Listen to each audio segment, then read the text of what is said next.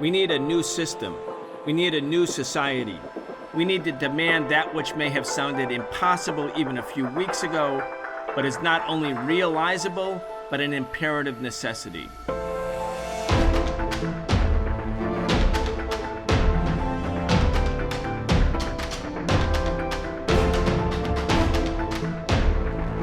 Nancy Pelosi has left Taiwan, but the fallout for U.S.-China relations will continue. Welcome to the Socialist program. I'm your host, Brian Becker. Today we'll be joined again by Dr. Ken Hammond. Dr. Hammond is a professor of East Asian and Global History at New Mexico State University. He was the founding director of the Confucius Institute at the university. He's also an organizer and activist with the peace group Pivot to Peace. Dr. Hammond, welcome back. Always glad to be here, Brian. Ken, we spoke 2 weeks ago in anticipation of Nancy Pelosi's trip to Taiwan, what the Chinese called a strategic level provocation. We didn't know with certainty, no one really did until really a few hours before she arrived, but indeed she did arrive this week. And the Chinese are carrying out live fire massive military exercises around Taiwan. They're announcing boycotts of important commodities coming from Taiwan that have a mainland China market. No one knows yet for sure what the fallout will be.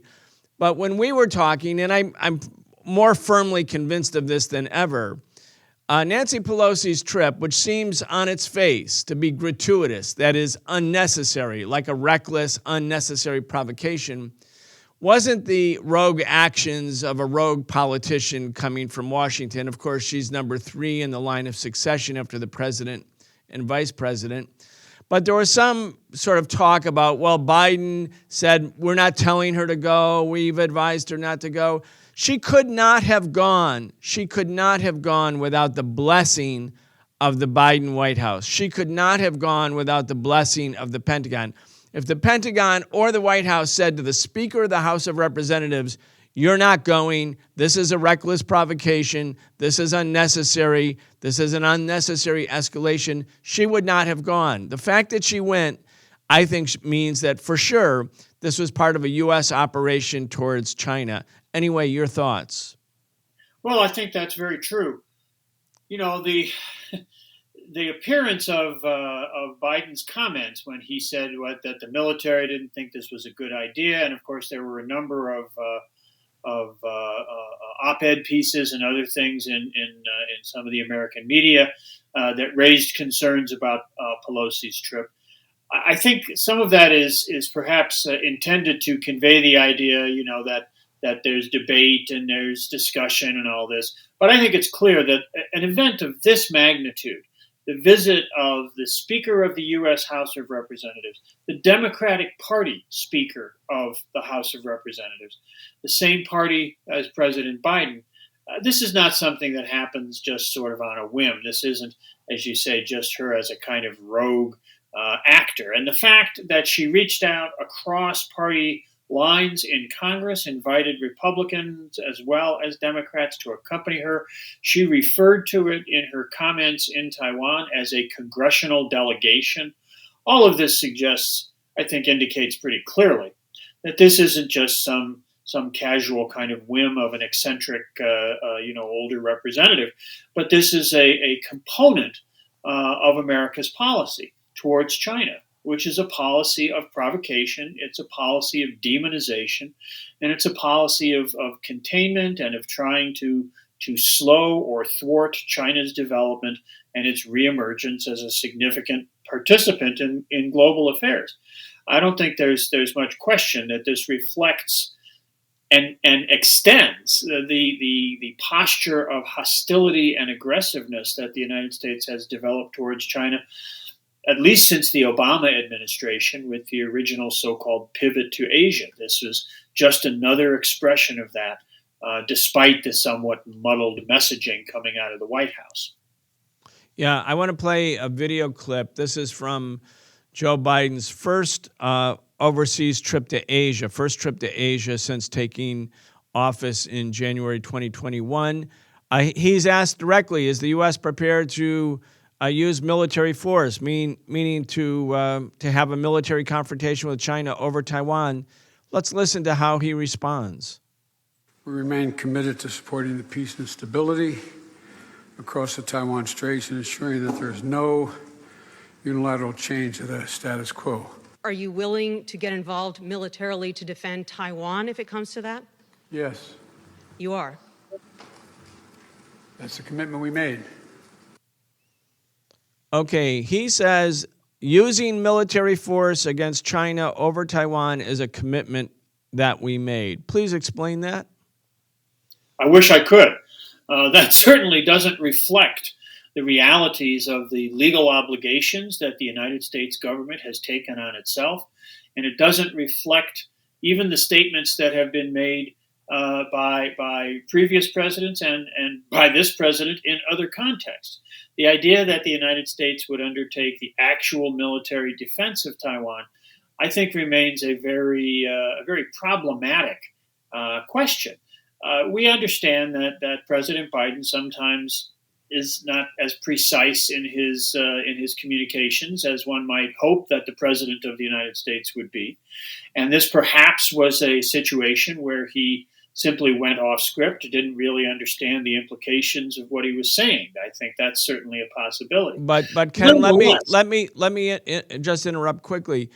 Sure. As Nancy Pelosi has said, and as Bob Menendez in particular said, and he's another China hawk in the U.S. Senate, he made the point that Biden said that not just at that moment, but he repeated it 2 other times. So since he's become president on three different occasions, he has reaffirmed that the U.S. will use military force. Now, you're right. Joe Biden has been, he's famous for putting his foot in his mouth, or both feet sometimes in his mouth. I mean, the man is notorious for it. But when you repeat on three different occasions since he's become president that the U.S. is prepared to go to war with China over Taiwan, to use military force, and he says it's a commitment we have made. And then Nancy Pelosi, in her op-ed, again, that was issued the day she arrived in Taiwan, it was coordinated with the Washington Post, she says, well, we have a vow to defend Taiwan. So you have the Speaker of the House, and as you pointed out, she's not from the Republican Party, she's from Biden's own party, saying we have vowed to defend militarily Taiwan, and you have Biden himself saying on three separate occasions, this is a commitment we've made. It's not a misspeak on the part of Joe Biden.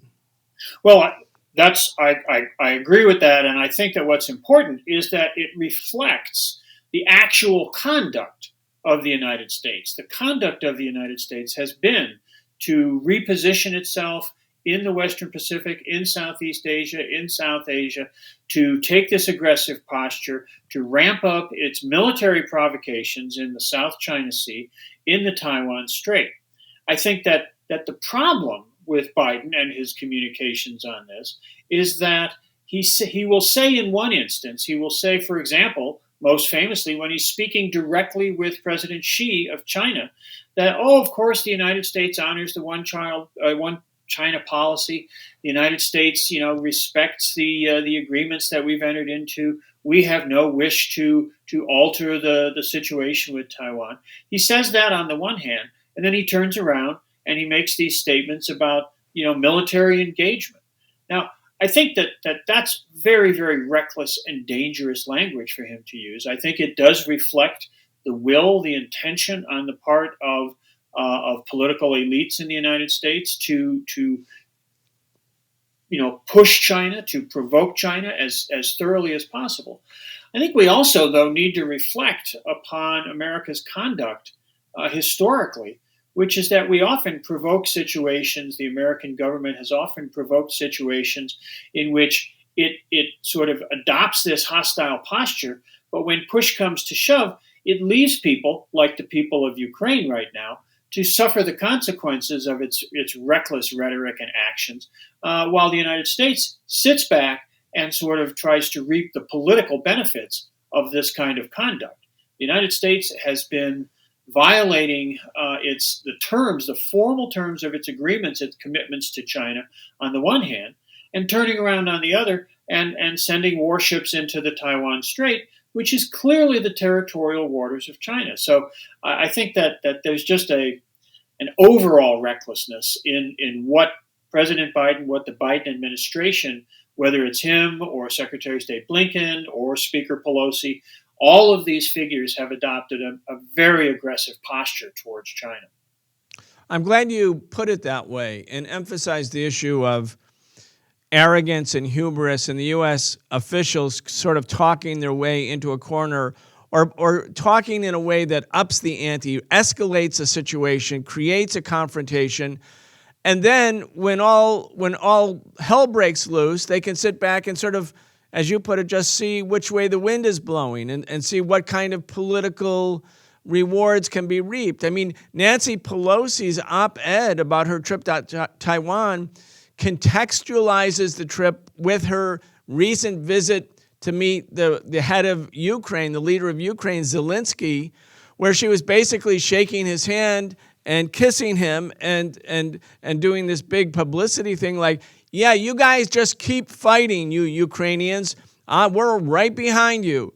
You know, the fact is, they care about the Ukrainians just about as much as they care about the people in the island of Taiwan, which is not one whit. The American government, these politicians, these cynics, these war makers, these warmongers, they don't care about Taiwanese people. They didn't care about Taiwanese democracy. They supported Chiang Kai-shek's bloody military dictatorship, which you explained to us, and we can maybe review it for the audience. During that whole time when the people in Taiwan lived under really what was just the same as fascism under Chiang Kai-shek after the occupation of the island following the defeat of the Chiang Kai-shek Kuomintang or nationalist forces in China's civil war. They lost to the communists.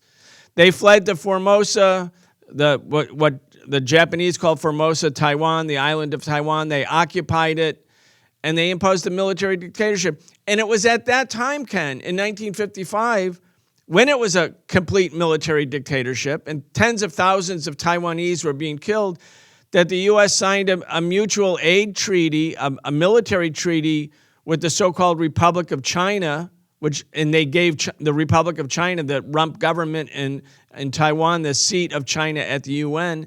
They don't care about the Taiwanese. They don't care about Ukrainians. They don't care about Iraqis. That's all just for public consumption.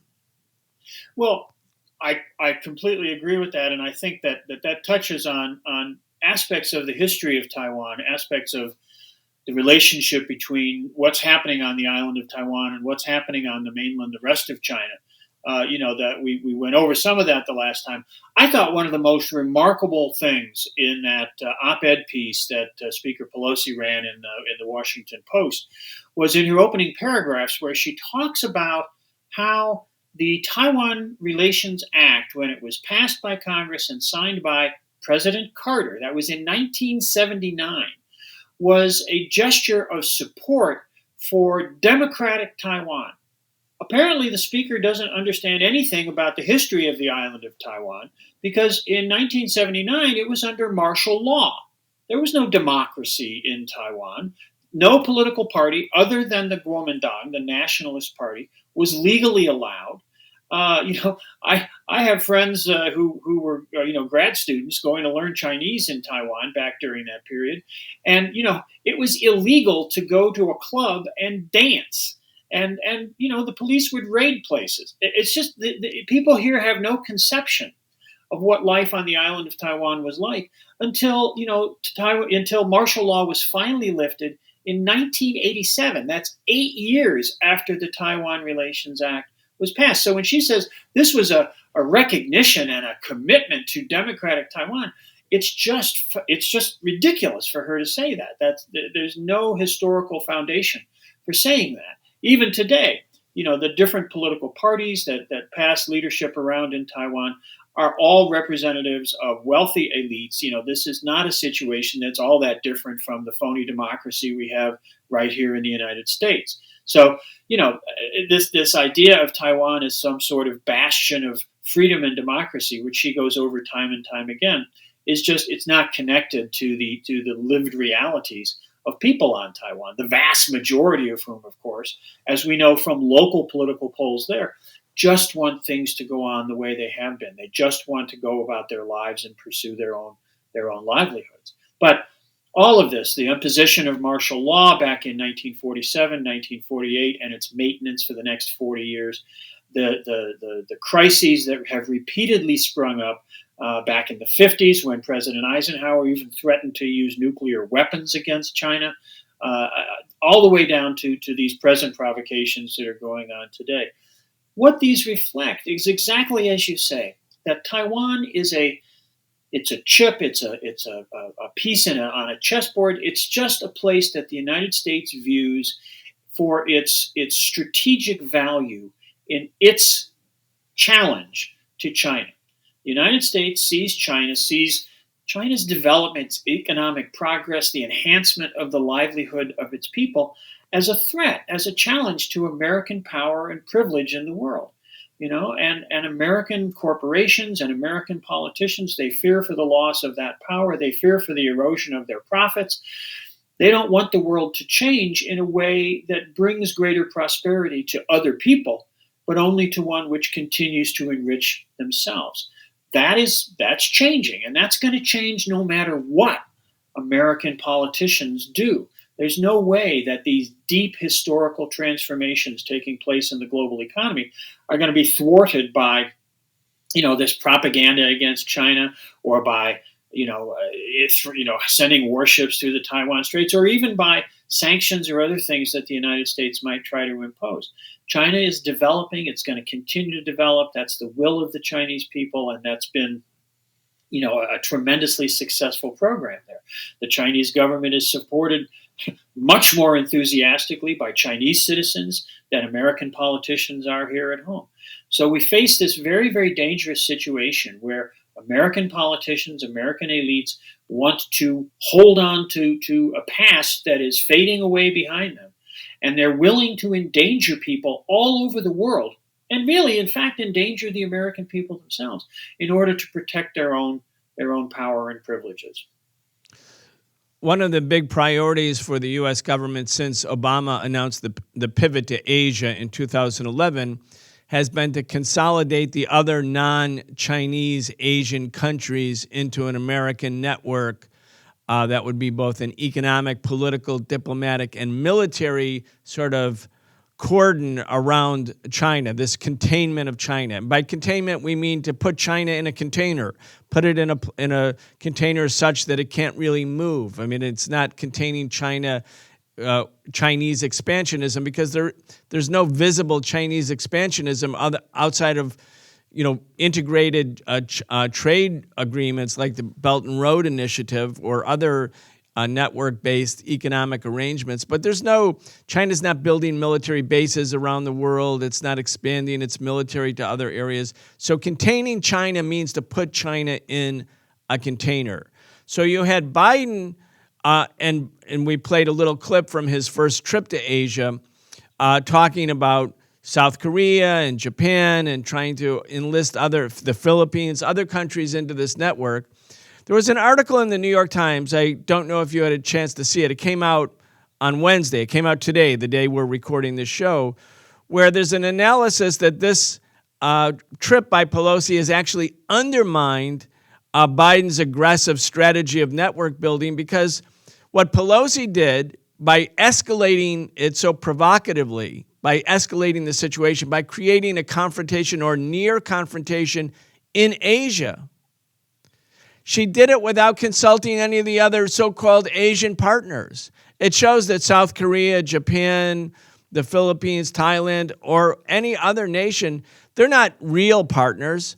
They're like junior partners or less than junior partners, because here's Pelosi upping the ante.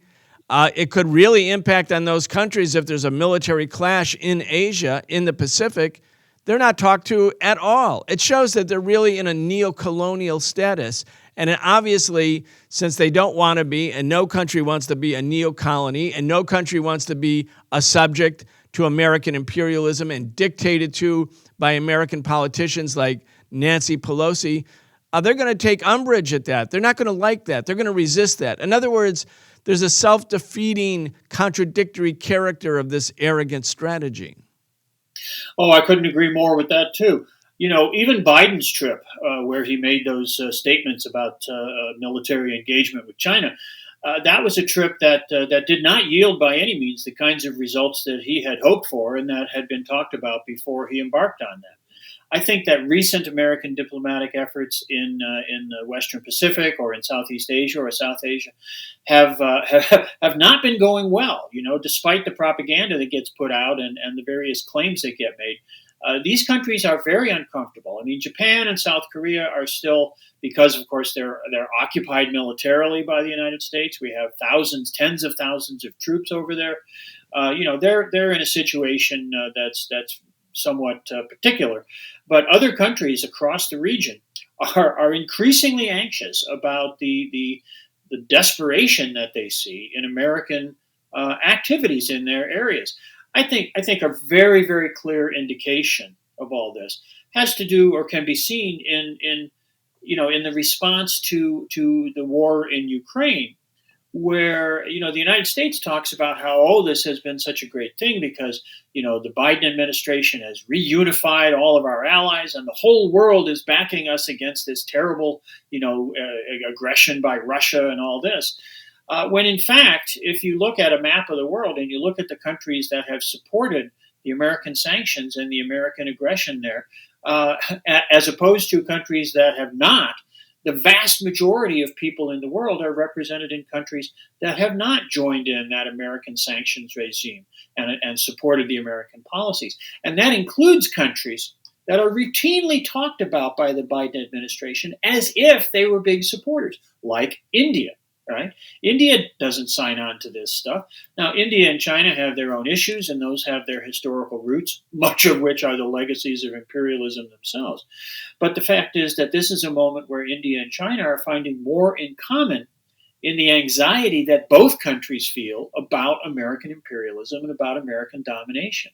So, yeah, I think that Pelosi's trip, going to Singapore, going to Malaysia, those are not countries which are gung-ho supporters of the United States in this region. Those are both countries, especially Singapore, that have navigated a very, very careful relationship with China, that appreciate China's return to prominence in world affairs, and I think are anxious about American intentions and about how those are going to affect them. So, yeah, I think that this idea that this is, as Secretary of State Clinton said in a famous article back in 2011, this is not the new American Pacific century. That's what she was calling for. Let's have a new American Pacific century where the United States thinks of itself as the hegemonic power all across the Pacific.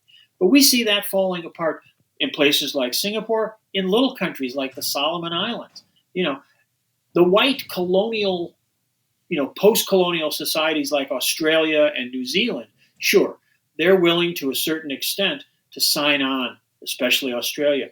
But we saw statements recently by Prime Minister Ardern in New Zealand in which she said, let's not get carried away with this. China is a very important country. We may have our disagreements, but we also have a lot of shared interests. That's a much more pragmatic approach. And when you see a country like New Zealand taking that kind of attitude, it suggests just how far American ambitions are overreaching and how the realities of America's international situation are eroding in ways that simply are not being addressed.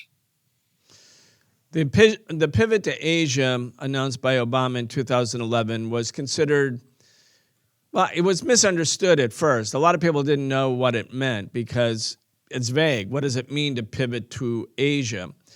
But obviously, when one started to read the details of what the pivot to Asia included, it meant that by 2020, 9 years after Obama's announcement, the U.S. was planning to place 60% of its U.S. naval and 60% of its U.S. Air Force assets into the Pacific, meaning around China. So the pivot to Asia it had an economic component and a political component, but it had mainly a military component. And when you think about the U.S. history in the last, say, 125 years, this wasn't the first pivot to Asia. In 1898, the U.S. went to war against Spain to take over Spanish colonies, Puerto Rico and Cuba. That was in 1898, 1899. It then seized part of Colombia, created the Panama Canal. That was all designed to create a Caribbean base that would link American northeastern industrial cities to the Pacific and to China in particular.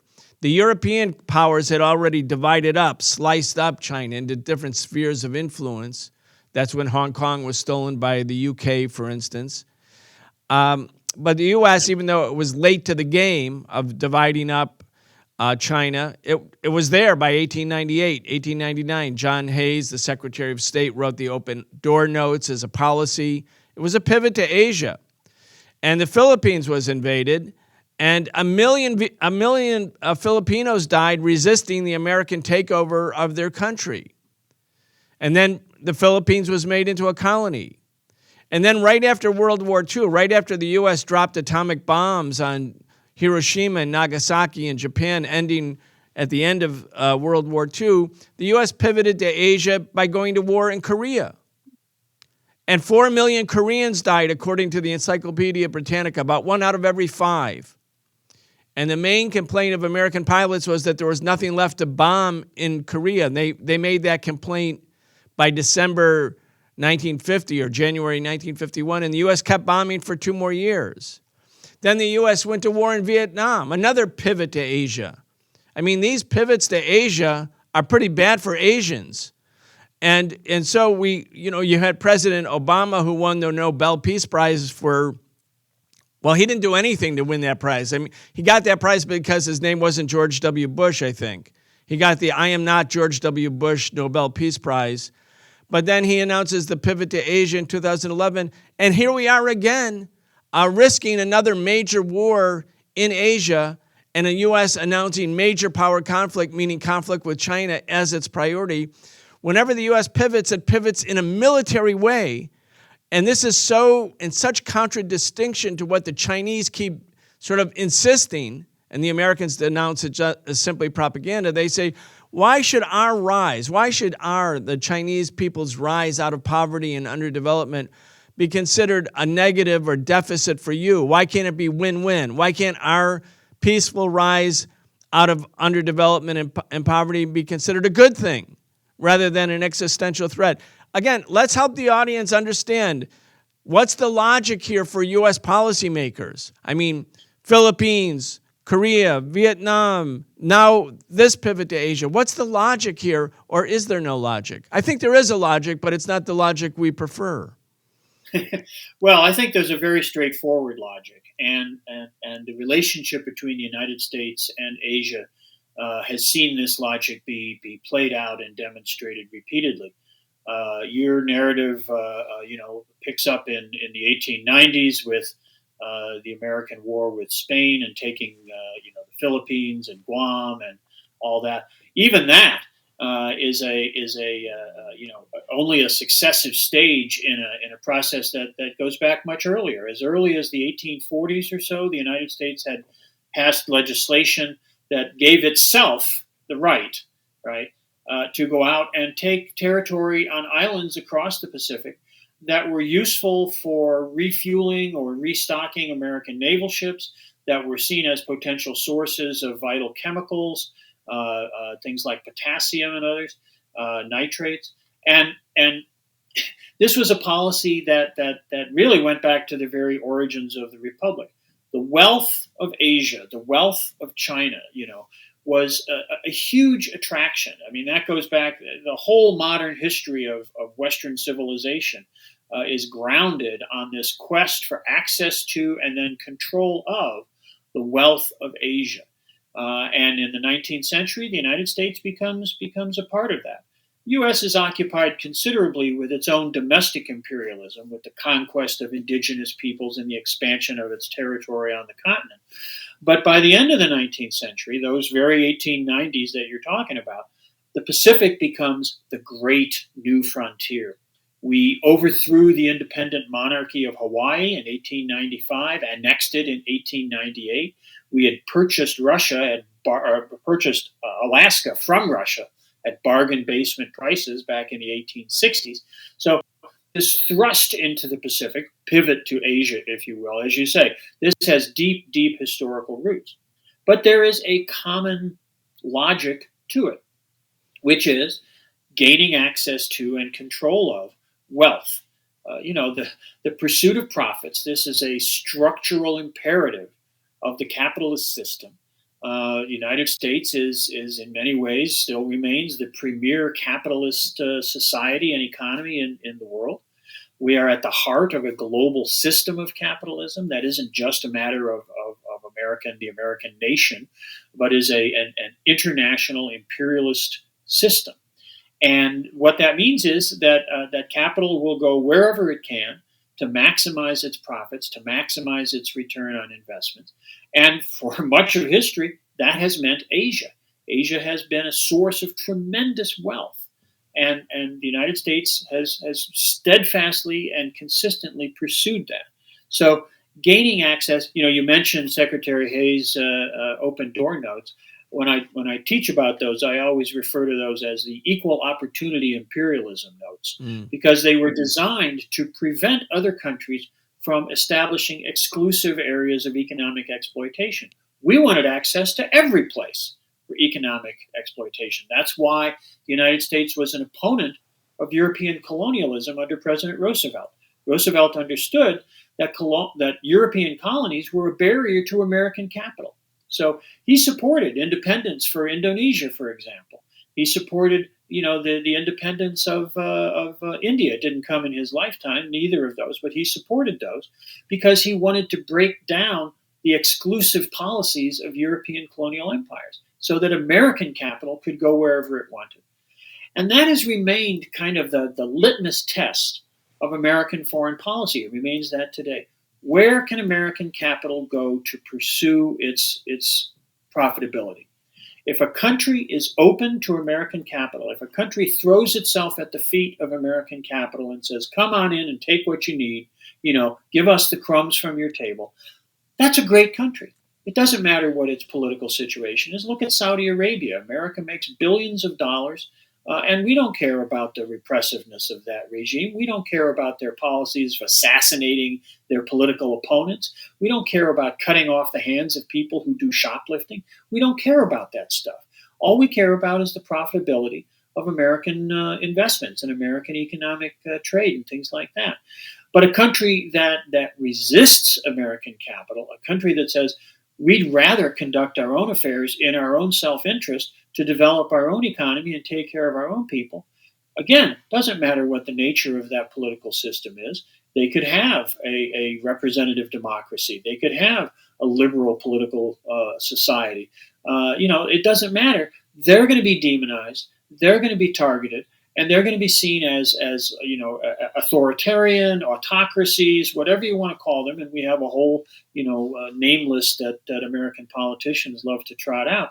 But they're going to be seen as enemies. They're going to be seen as unfree societies. What matters about freedom is freedom of capital flow. And that is the underlying principle of American foreign policy. You're either with us or you're against us. When the United States thought that China was going to throw itself at the feet of capital and was going to become a capitalist country and was going to have, regime change and color revolution or whatever, then we had this much more constructive relationship. Now that it's very clear that China doesn't intend to do that, China is seeking its own path, trying to build its own socialist future. Now they're the worst enemy possible because they even though there's certainly plenty of American investment there, they don't just throw their doors wide open and say, come take whatever you want, right? Those are the criteria by which American policy is calibrated. And we can see that in the implacable hostility which has emerged as China's autonomy, China's independence, China's self-determination has become an increasing reality over the last couple of decades.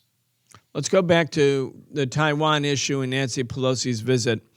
In her op-ed in the Washington Post, again, it was published in coordination with the Post the day within an hour when she landed in Taiwan, which showed that the Post, if they have any differences with Pelosi, they were certainly making their portal available for her explanation of why she's doing this reckless act. She wrote, again, we made a solemn vow we in the United States made a solemn vow to support the defense of Taiwan in the 1979 Taiwan Relations Act, the thing we talked about earlier. In the face, this is Nancy Pelosi, in the face of the Chinese Communist Party's accelerating aggression, our congressional delegation's visit should be seen as an unequivocal statement that America stands with Taiwan, our democratic partner, as it defends itself and its freedom. Okay, what is the aggression, Ken? What is the aggression that that China is carrying out against Taiwan? Never mind the fact that if the U.S. acknowledges, which it did in 1972 and 79 and subsequently in the different communiques, starting with the Shanghai communique, that Taiwan is part of China, let's leave that one aside. You know, like if China was actually carrying out a military or police action against Taiwan, it would actually be an internal matter in China because China has sovereign control over Taiwan, which the U.S. policy acknowledges. But okay, let's leave that aside. What the hell is she talking about in terms of China's growing aggression against Taiwan? Well, what she's talking about is this idea that China is defying American wishes, that China is not simply rolling over and saying, you know, you take what you want, you do what you want, and we'll just accommodate ourselves to you in whatever ways you think are necessary. As China has become more self-confident, it has become more self-assertive, it is taking its place in the world. American elites and Pelosi as a classic embodiment of this, they can't conceive of a world in which other countries pursue their own self-interest. Other countries, you know, develop their economies and enhance the livelihoods of their people. They can't conceive of that as anything other than an erosion of their own power, as a taking away of their privileges. So they see it as aggression because they see it as China, you know, chipping away at the fortress of their wealth and power, you know, rather than trying to understand it as a historical process in which China is trying to take care of its own people, trying to take care of its own needs and interests. And they can one thing, let me just jump in, Ken, because Sure.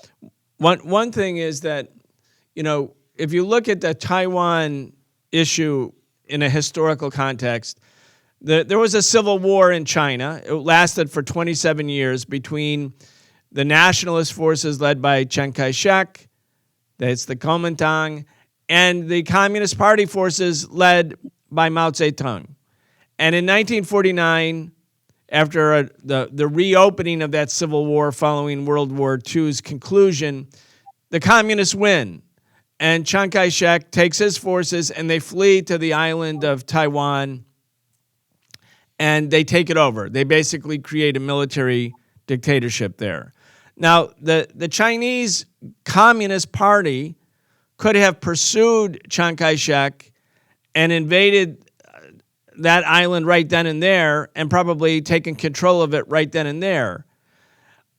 Whether China was going to reunify with Taiwan peacefully through peaceful reunification or militarily, again, that would be a matter of the historical civil war, as of yet really in some ways unfinished, because the defeated nationalists took refuge in Taiwan and the Chinese communists didn't chase them out of there.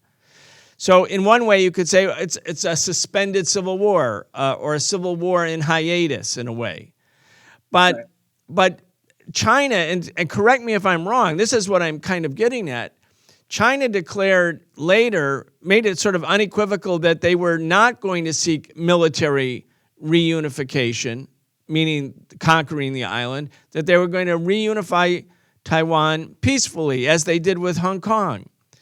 And so when Nancy Pelosi talks about the continued aggression against Taiwan, has there been some change in China's policy regarding the peaceful reunification of Taiwan? Because I'm not aware of that change. No, quite the contrary. Xi Jinping has been very consistent and very clear in his statements that this is an issue, the question of the status of Taiwan, the relationship between the local authorities on the island and the rest of the government is an issue that is an internal question. It is a question that has come down from history. That's how it is referred to, which is exactly as you say. This is a legacy of events that took place over 70 years ago, the result of a massively successful popular revolution that established the People's Republic. And it was only the military, the concentration of military forces, all the nationalists, the remnant national forces, at least the vast majority of them, that were withdrawn, that occupied the island of Taiwan after suppressing, widespread local opposition. You mentioned that earlier as well. And then the United States imposes its naval forces in the strait to try to block any effort by the PLA to come across. This was a moment where history kind of gets put on hold, and that legacy has come down to us today. But the government of the People's Republic has been very clear that their intention is not to invade and take over and launch some sort of military campaign. What would be the point of that? Why would that be a good thing for them to do? It would damage the people and the economy of Taiwan. It would damage people and the economy on the mainland. It wouldn't be a good thing for anybody. The people on both sides of the strait are Chinese, and they share a historical identity. They share a common culture, and Xi Jinping and other Chinese leaders have been very clear that this is a problem that needs to be resolved by the Chinese on both sides of the strait in their own way, in their own time. China's not the one that's pushing this. China's not the one that's saying, hey, we're tired of waiting. We have to resolve this right now. Let's you guys get ready because we're coming. That's not what the Chinese are saying. The Chinese have continued to say what they have said, for many, many, many, many years, which is that we want to resolve this. We want to resolve this peacefully. We see the reunification of the country, the reintegration of Taiwan, into a larger thing. Although, as with Hong Kong, this idea of one country, two systems, that can be applied in Taiwan as well.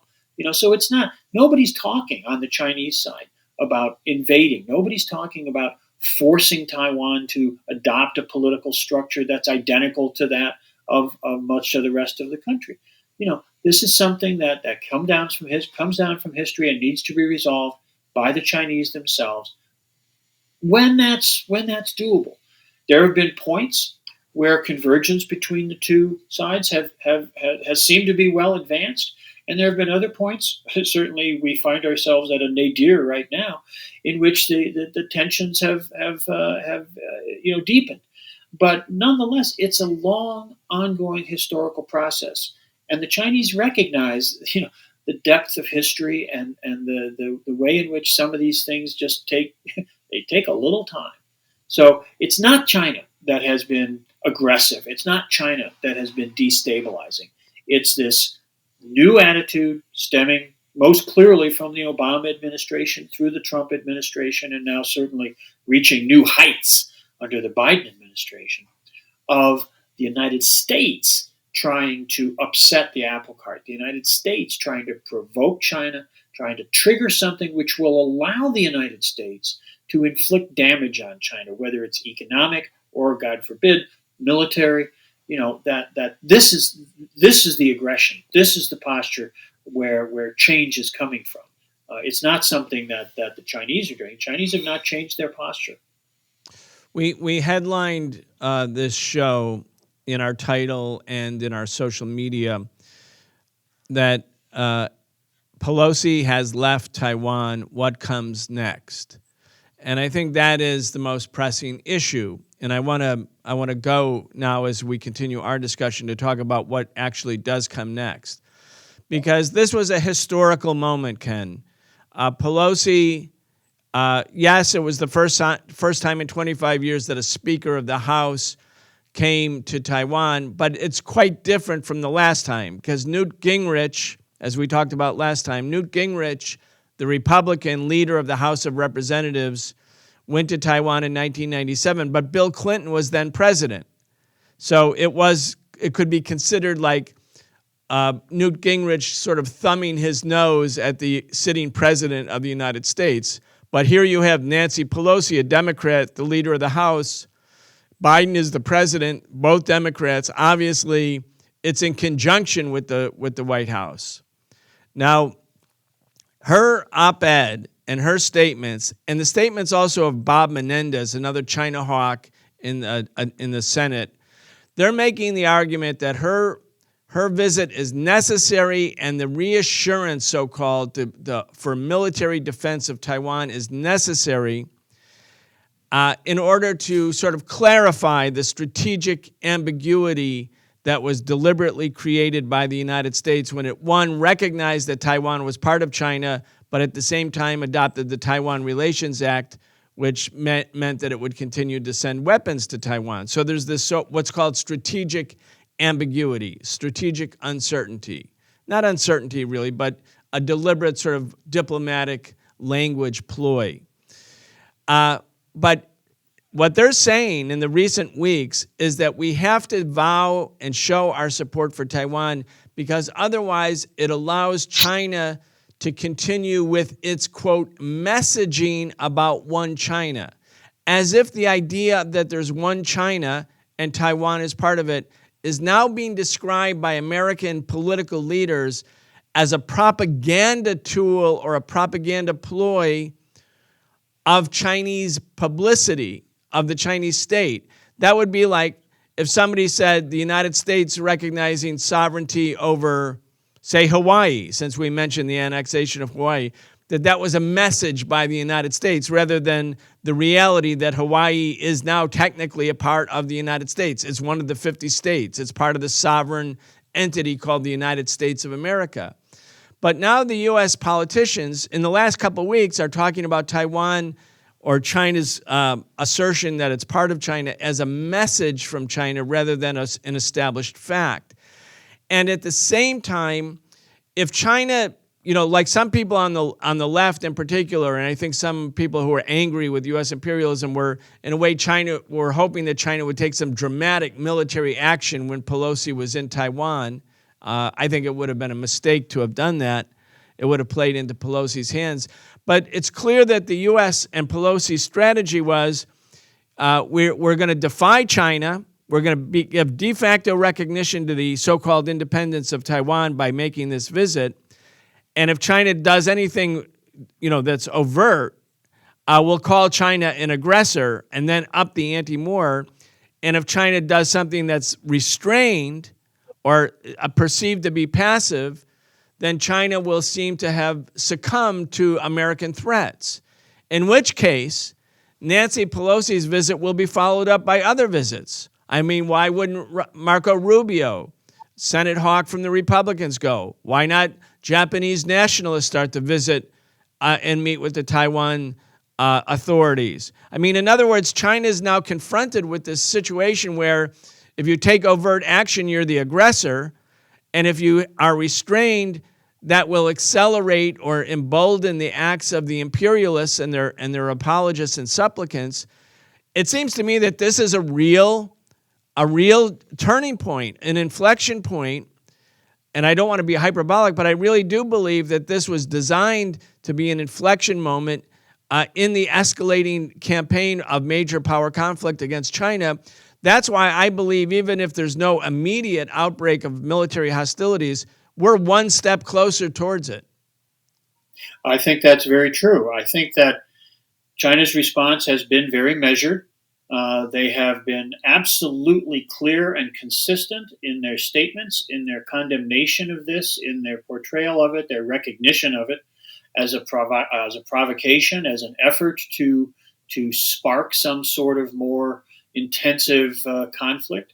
And they have resisted what must have been in some ways a strong temptation to take some sort of more interventionist action, with Pelosi's visit. They didn't do any of that, even though a lot of that, there was some speculation about possible gestures that they might make. Now, after Pelosi has departed, the PLA, as we know, is going to be carrying out these military exercises in 6 clearly delineated spaces, which encircle the island. And they have some of the Chinese press has referred to this as a kind of a de facto blockade for the moment. It's only going on over a 3-day period. And I think on the one hand, it is designed and intended to be a demonstration of capabilities, that they can do this. This is not the China of 1997, the last time that there was a level of tension, not even as high as this, but the last time there was significant tension over this. When the U.S. sent 2 carrier fleets through the Taiwan Strait. I don't think we're going to be seeing that this time. At least I certainly hope not. But these exercises they're carrying on right now are demonstrating the enhanced capability of China to take care of its own security concerns. And I think that, of course, under international law, under the agreements that the United States is formally committed to, all of this is taking place in what are, China's territorial waters. The waters around Taiwan are part of the waters of China, and so the idea that somehow this is an aggressive action or something, that's not consistent with the legal position, the political situation in reality, even though it may conflict with this fantasy discourse that politicians like Pelosi, you mentioned Rubio and others, are putting out. So I think that for now, China is being militarily very restrained, very measured in its response. I think that they've imposed some economic penalties on Taiwan. There's 2 audiences for all of this. One, of course, is Taiwan itself, sending a message to the political elites on Taiwan that they should be careful of how they flirt with the United States. If they think that they can control the United States, they may want to think again, because the U.S. is simply using them.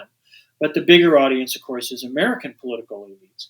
And here the Chinese are demonstrating that they can respond effectively, they can impose some costs on Taiwan, and they can demonstrate their military capabilities. So I think that is those kinds of responses. And I don't think that these 3 days of exercises are going to be the end of that. I think we're going to see an enhanced sensibility or sensitivity on the part of China around these military concerns. But I agree very much with you that we have set the stage. Pelosi has set the stage for a very, very dangerous future, a future in which the U.S. clearly intends to continue its provocations, clearly intends to try to up the ante. What the U.S. would like would be to provoke a military clash, a situation in which the U.S. isn't going to pay the price, or at least that's their hope and their expectation. It'll be like Ukraine, where the local people are going to be the ones who suffer, but it will impose costs on China, which the Americans hope will halt its development, will turn back the tide of history. That's a foolish, reckless, dangerous enterprise to be embarking on. But it does seem to be the way that American politicians are going. They just can't conceive of a different way to operate in the world than this kind of aggressive, disruptive, destructive kind of attitude. So I certainly agree that this is an inflection point. This is a point beyond which I don't see the clear future, or I don't see the future clearly. I think that these remain very dangerous times. We've gotten through this moment of crisis with Pelosi's visit, and but I agree that the path forward is complex. I think the Chinese are doing the very best that they can in coping with this. They have to attend to their own concerns. They don't want to be drawn into the kind of counterproductive arms race that of course was problematic for the Soviet Union. They really want to concentrate on taking care of the needs of the Chinese people and helping other developing countries around the world to pursue their own course of independent, non-imperialist dominated economic improvement. But it is a dangerous time and a dangerous future that lies before us. Ken, last point. In a couple weeks, at the end of August, the United States is going to resume with South Korea. There's a new conservative South Korean president. War games, massive war exercises that have been suspended after Trump met twice with Kim Jong-un. There were still military exercises, but not of these massive kind that the U.S. was doing biannually or twice a year with South Korea and U.S. military forces. Tens of thousands, maybe hundreds of thousands of troops, aircraft.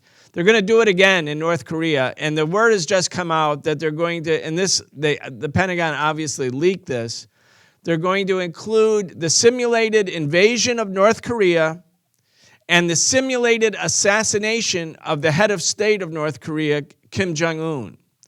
Now, can you imagine, well, can any of us imagine if North Korea or if China was carrying out simulated invasion war games somewhere not too far from the United States? And of course, the U.S. South Korean military drills are not just off of North Korea's waters, they're off of China's waters because North Korea and China share a border. But simulating not only the invasion and destruction of the country, but the targeted killing of the head of state. Can we imagine what the reaction would be by the United States? It would be viewed as not a reckless provocation, but really the basis for actual war. And this goes back, Ken, and I'm going to end with this kind of hubris and arrogance where America can talk and do these kind of actions as if there's nothing bad that could happen to America or Americans, because all the bleeding is going to be done somewhere else. All the suffering is going to be done somewhere else. And all these privileged people like Anthony Blinken and Jake Sullivan and most of the bureaucracy in the Pentagon, people who led very, very privileged lives, who are the so-called intellectuals of the capitalist imperialist state, carrying out this kind of arrogant planning for war. And the last time the U.S. was at war with Korea, it also involved China.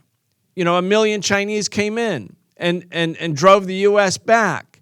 And the U.S. threatened China and North Korea. The Joint Chiefs of Staff in May 1953 unanimously agreed that they were going to start dropping nuclear bombs all over China and North Korea if the Chinese did not successfully pressure the North Koreans to signing the armistice agreement, which was eventually signed on July 27, 1953, a few months later.